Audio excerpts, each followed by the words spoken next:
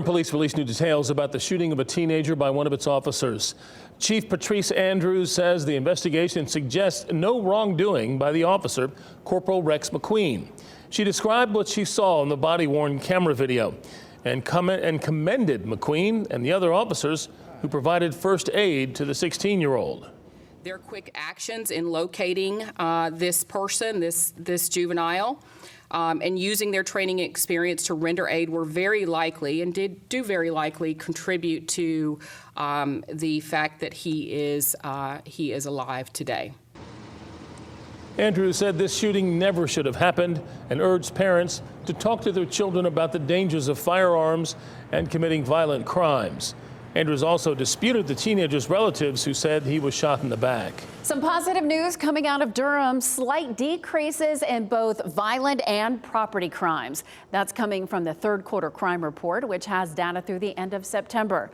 WRAL's Monica Casey has been looking into this report. And Monica, what are you seeing in it?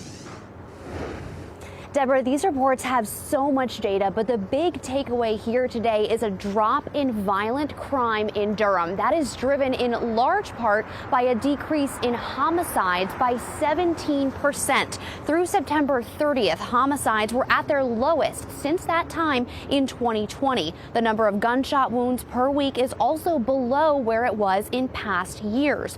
One concerning trend city council members discussed today, an increase in stolen guns. There have been over a year-to-year increase every year since 2019, and 2024 is tracking much higher with 424 through September 30th. So of all guns stolen this year, 70% were stolen from motor vehicles.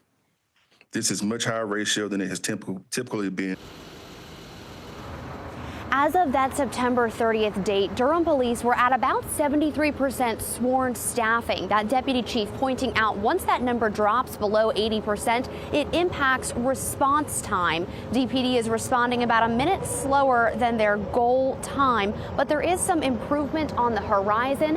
Applications to the Durham Police Department have spiked this year. DPD is also seeing an increase in female applicants, and their proportion of female officers is higher than the national average. Live in Durham, Monica Casey, WRAL News.